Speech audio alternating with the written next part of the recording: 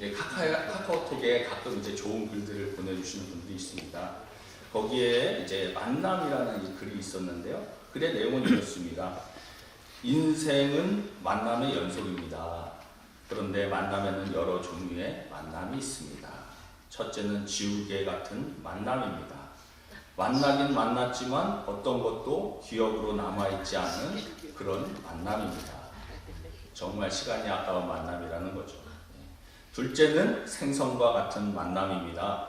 생선을 만지면 만질수록 비린내가 나는 것처럼 이 만남은 만날수록 비린내가 묻어나고 안취가 나는 만남입니다. 어쩌면 가장 잘못된 만남이라고 할 수 있을 것입니다. 셋째는 꽃송이 같은 만남입니다. 피어있을 때는 환호하다가 시들면 버리는 만남입니다. 넷째는 건전지 같은 만남입니다. 건전지와 같이 힘이 있을 때는 간수하고 힘이 다 다를 때는 던져버리는 만남입니다. 다섯째 만남은 손수건과 같은 만남입니다. 힘이 들 때는 땀을 닦아주고 슬플 때는 눈물을 닦아주는 가장 아름다운 만남입니다. 이런 만남을 가져야 인생이 행복한 것입니다. 이처럼 살아온 우리의 인생의 경험을 비추어 보면 우리 인생의 제일 큰 축복은 사실 만남의 축복이죠. 인생의 행복과 불행이 때론 누구를 만나느냐에 따라 생겨나게 되고 때로는 성공과 실패를 결정하게 됩니다. 그만큼 인간과 인간의 만남도 이처럼 중요한데요. 그죠? 오늘 우리가 읽은 본문은 예수님께서 여리고에 가까이 이르렀을 때에 한 소경이 예수님을 만나게 되었고 예수님을 만남으로 기적을 경험한 내용을 기록하고 있습니다. 오늘은 나를 불쌍히 여기소서라는 제목으로 말씀을 선포하고자 합니다. 오늘 본문에 예수님을 만난 소경은 어떤 사람이었습니까? 이 본문 35절에 여리고에 가까이 가셨을 때에 한 맹인이 길가에 앉아 구걸하다가 이 사람은 앞을 보지 못하는 소경이었어요. 마가복음에 보면 이 사람의 이름을 바디메오다라고 소개하고 있습니다. 우리는 눈을 뜨고 이 세상을 살아가기 때문에 시각 장애인들의 고통을 잘 모릅니다. 살아있는 동안 캄캄한 흑암의 상태에서 살아간다고 생각해 보십시오. 얼마나 마음이 힘들고 괴롭겠습니까? 우리가 보통 사람이 죽었다고 말할 때 눈을 감았다 이렇게 표현하잖아요. 이처럼 눈이 보이지 않는다는 것은 다른 어떤 면에서 볼 때도 이게 죽음과 같은 고통이 따르게 될 수 있다는 것입니다. 그러니까 눈이 감긴 인생, 그죠? 소경, 죽음과 같은 인생이에요. 그런데 그를 더욱 절망하게 만드는 것은 그가 구걸하는 인생으로 살아갈 수밖에 없었다는 거죠. 설사 소경이라 할지라도 집안이 부유하거나 집안의 형편이 넉넉하다면 가족의 도움을 받아 살 수 있을 터인데 가진 것이 전혀 없으니까 먹고 살 길이 막막한 겁니다. 그러니까 길거리에 앉아 구걸할 수밖에 없는 형편에 놓인 것이죠. 앞도 보지 못하고 사는 것도 불행하지만 가진 것이 없기에 구걸하는 인생으로 살아간다는 것, 얼마나 불행한 인생입니까? 아마도 사람들로부터 멸시와 천대, 무시를 받으며 소외되었을 것입니다. 버림받아 살아왔을 것입니다.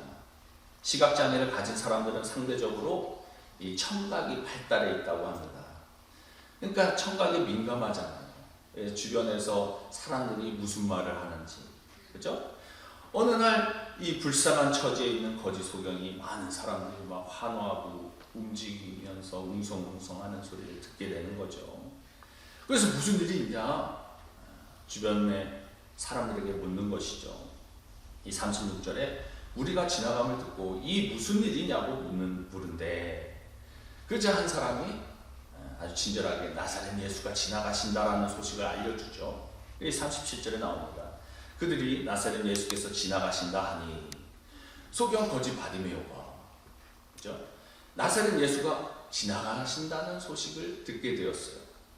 청각이 발달되었던 이 시각 장애인으로 있던 이 거지 바디메오는 주변에서 말하는 이 나사렛 예수에 관한 이야기를 분명 들었을 것입니다. 예수님이 가는 곳마다 병자를 고쳐주시고 귀신을 쫓아내시고 죽은 자를 살리시고 오병이어의 기적을 일으키시고 풍랑을 잠잠케 하시는 그런 분이시다. 들었을까요? 못 들었을까요? 들었겠죠. 그는 마음에 소원이 있었을 것입니다. 예수님을 한번 만날 수 있다. 예수님을 꼭 만나고 싶은 마음의 소원이 있었을 거예요. 이런 그 앞에 오늘 예수님이 나타나신 겁니다. 그는 희망을 발견합니다. 그는 자신의 기회를 놓치고 싶지 않아 큰 소리로 주님을 향해 외치잖아요. 38절에 맹인이 외쳐 이르되 다윗의 자손 예수여 나를 불쌍히 여기소서 하거늘. 지금 주님은요 십자가에 달려 죽으시기 위해서 우리를 구원하시고자 예루살렘으로 올라가고 계시는 중이었습니다.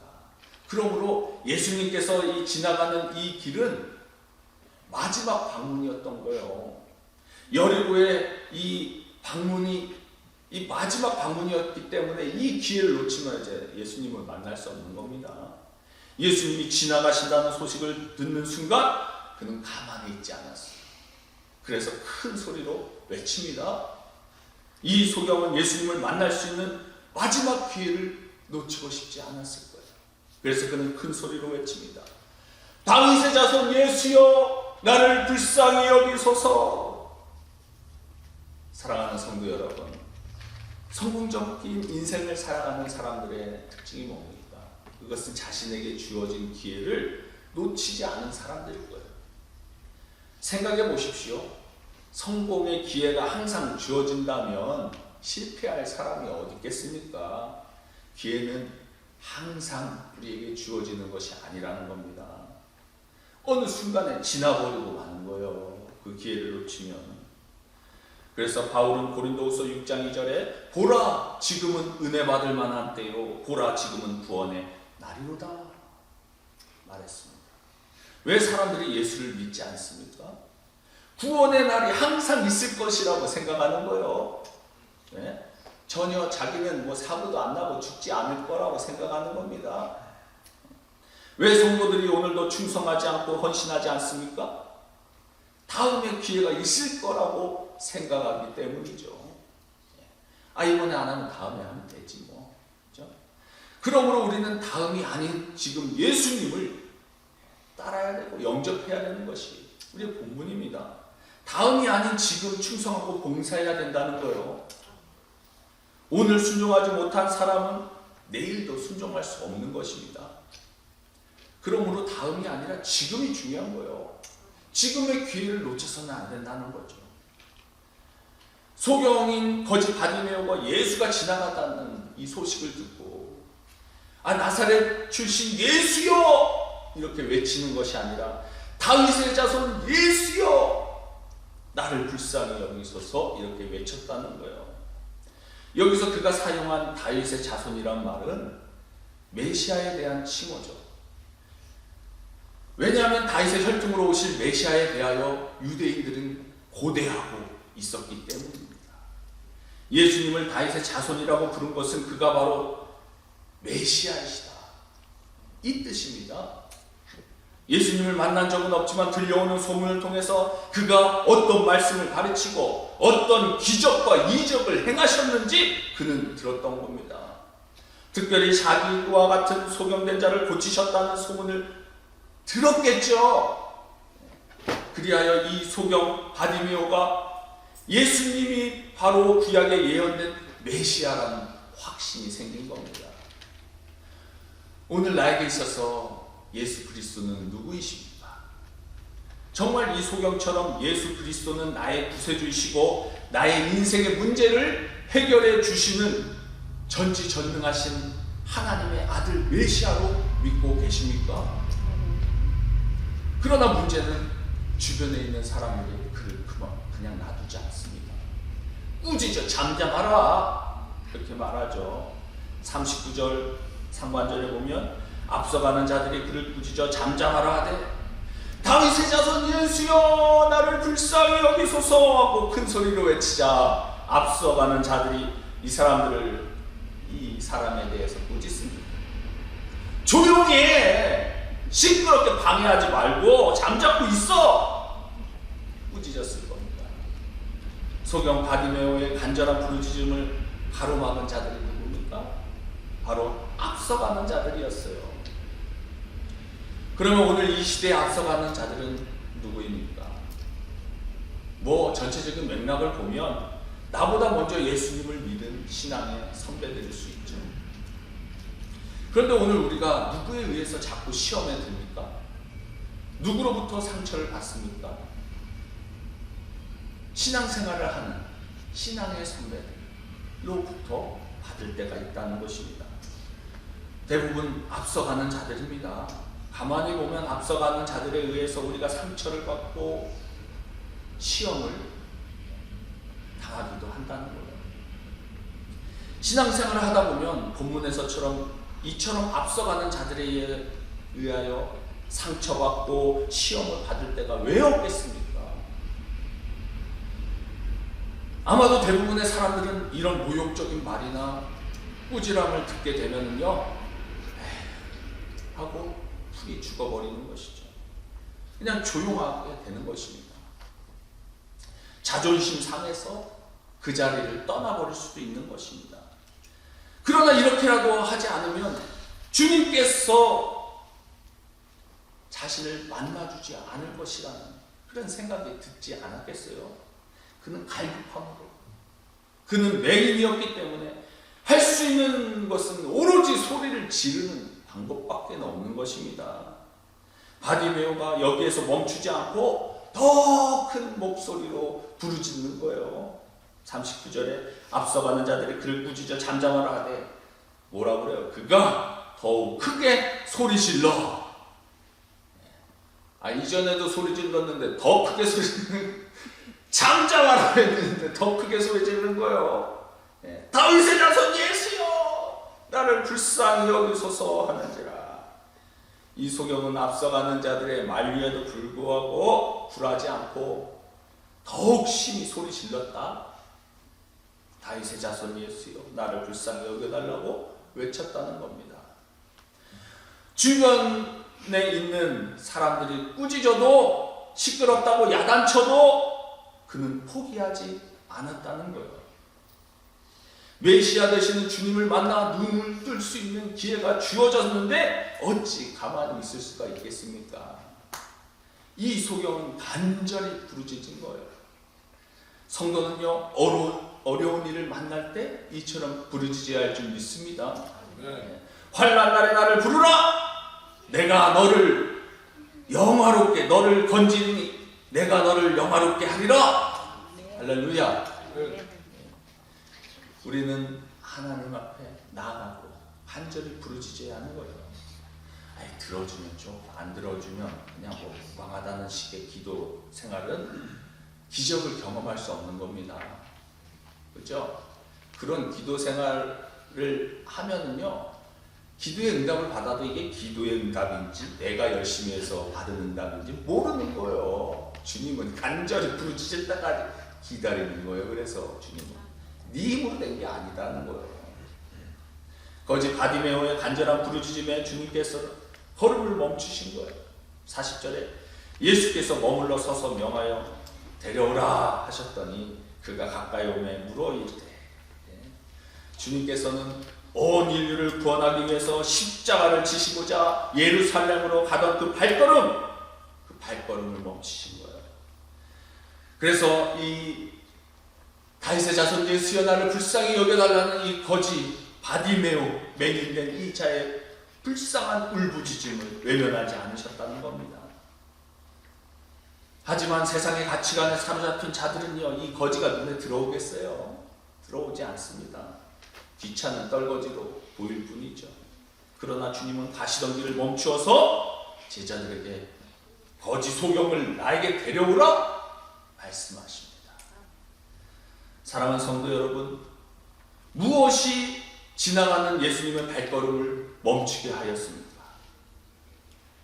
자신을 불쌍히 여겨달라는 간절한 부르짖음이었다. 반복되는 이 소경의 간절한 외침이 예수님의 걸음을 멈추게 하셨다는 겁니다. 다윗의 자손이라는 그의 분명한 신앙 고백이 예수님의 발걸음을 멈추게 한 것입니다. 주변 사람들이, 그리고 예수님을 따르던 많은 사람들이 예수님을 그냥 나사렛 출신 중에 하나, 그러니까 나사렛 출신이라고 해서 나사렛 예수라고 불렀거든요. 나사렛 예수가 오신다, 나사렛 예수가 지나가신다, 이렇게 생각하고 있을 때 그는 예수님을 다윗의 자손 예수여 부름으로, 부르짖음으로 자신의 신앙 고백을 분명히 하였다는 겁니다. 오늘도 마찬가지입니다. 우리의 상황이, 우리의 심란하고 고단하고 어려운 상황이 그 자체가 예수님의 발걸음을 멈추게 하는 것이 아닙니다. 주님이 불쌍히 여겨주시겠지, 믿음으로 선포하고 그냥 살아가면 되지, 이게 아니라는 거예요. 그건 믿음도 아니라는 거예요. 지금 내가 처해 있는 문제가 아무리 심각해도 주님께서 알아서 다 해결해 주신다는 생각을 버리시기 바랍니다. 언제까지요? 주님을 향한 부르짖음이 있을 때까지.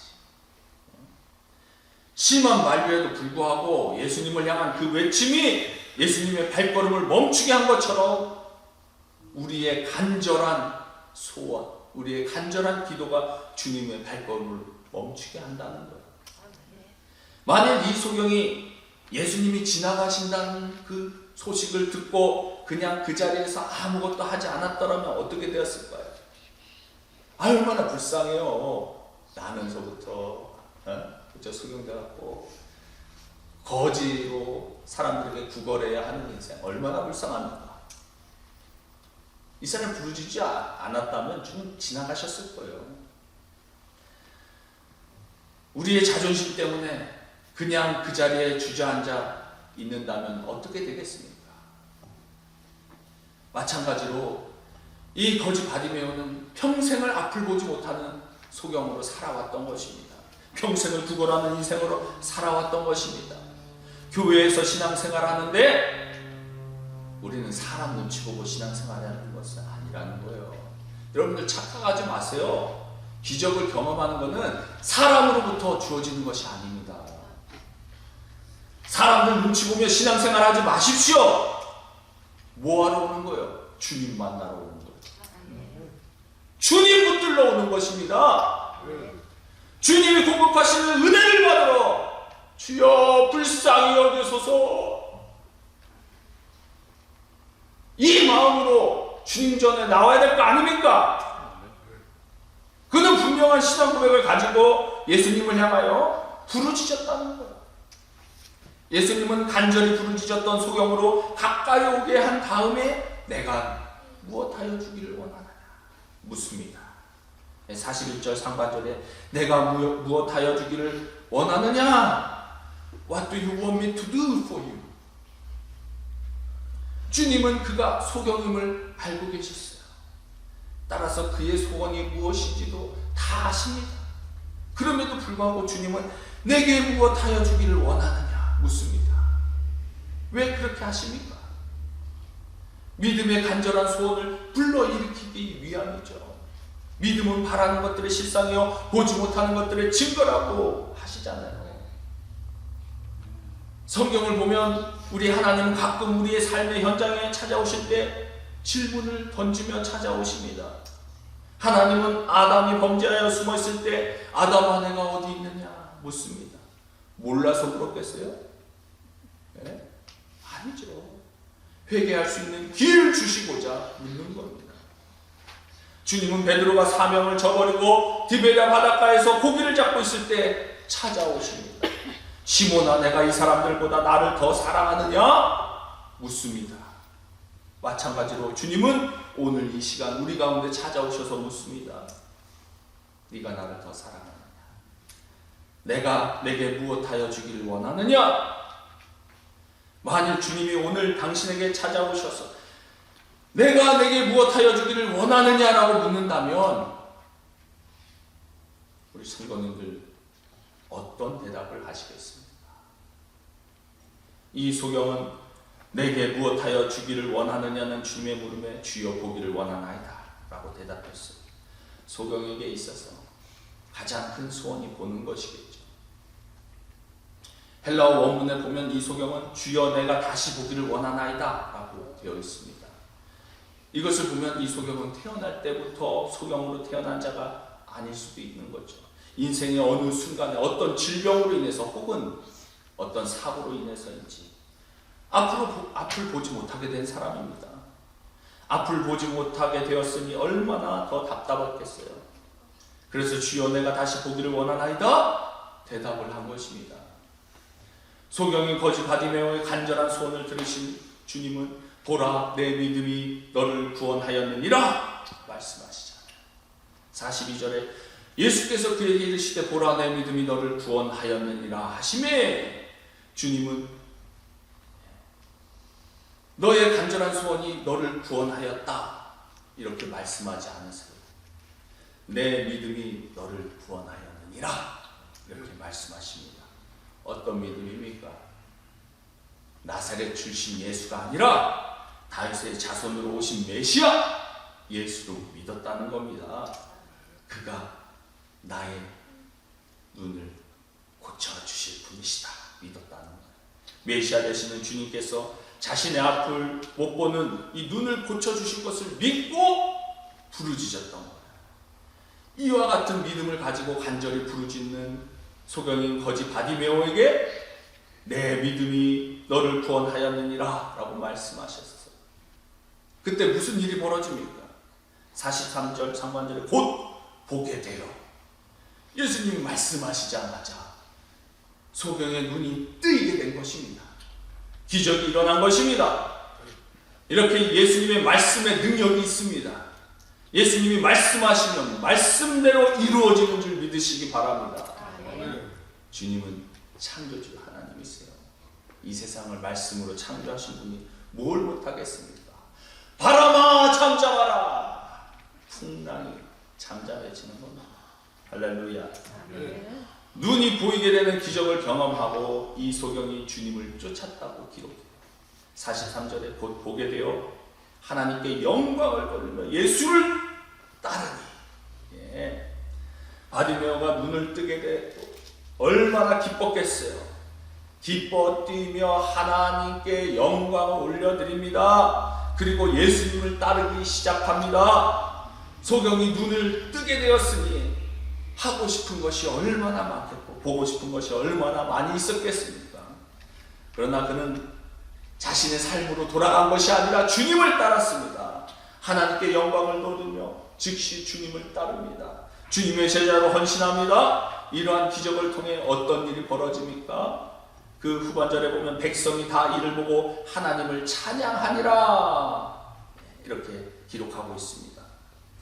소경인 바디메오가 눈을 떠서 하나님께 영광을 돌리며 예수님을 따르는 모습을 본 많은 사람들이 어떻게 된 것입니까? 하나님을 찬미한 것입니다. 이야, 주님이 이런 기적을 베푸시는구나. 바디메오 한 사람에게 일어났던 놀라운 기적은 한 사람만의 감동과 감격으로 끝나지 않았다는 거예요. 그것을 보는 모든 사람들에게 많은 임팩트, 영향, 감동을 주었을 것입니다. 그래서 거기에 모든 사람들이 하나님을 찬양합니다. 영광에 영광을 더한 것이죠. 이보다 더 큰 영광이 어디 있겠습니까? 사랑하는 성도 여러분, 이제 우리도 하나님께서 오늘 나에게 행하신 일들을 내 주변의 사람들이 보게 해야 하는 것입니다. 아멘. 오늘 우리는 하나님께서 내게 주신 꿈과 비전 속에 하나님께서 주신 나의 가정과 내 자녀와 나의 삶과 나에게 주신 기업 가운데 하나님께서 행하시는 일들을 우리가 나타내야 하는 거예요. 영광을 돌리게 해야 되는 것입니다.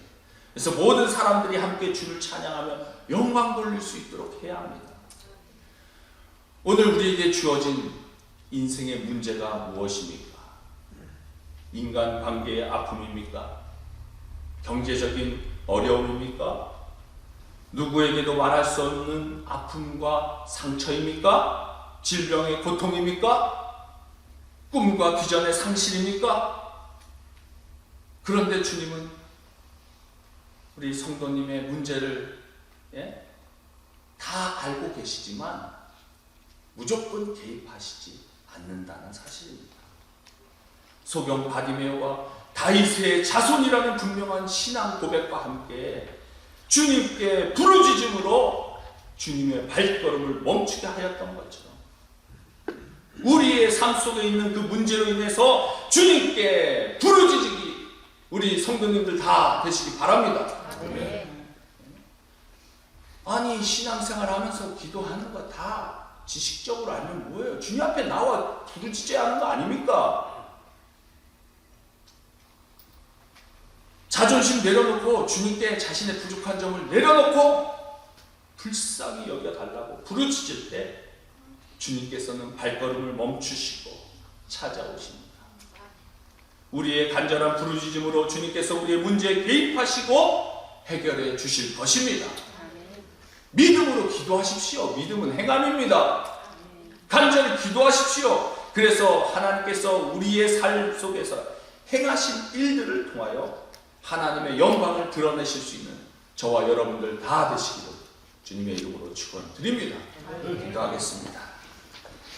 사랑과 은혜가 풍성하신 아버지 하나님 고맙고 감사합니다. 다윗의 자손 예수여 나를 불쌍히 여기소서. 주님은 전능하신 하나님이십니다. 주님이 만져주시고 저의 모든 안못 보는 눈이 밝아지는 것을 믿습니다. 주님 앞에 부르짖었던 이 거지 바디메오 주님께서 해결해 주시고 밝아진 눈으로 하나님께 영광을 돌리게 하신 그 주님 이 시간에 우리와 함께 하심을 믿습니다. 바로 그 예수님께서 우리의 영적인 눈을 뜨게 하시고 우리가 주님을 바로 믿고 바로 보고 온전히 따르는 주님의 제자가 되어 하나님께 영광을 돌리며 살아갈 수 있는 우리 모든 성도님들 다 되게 하여 주시옵소서. 감사하고 예수 그리스도의 이름으로 기도합니다. 아멘.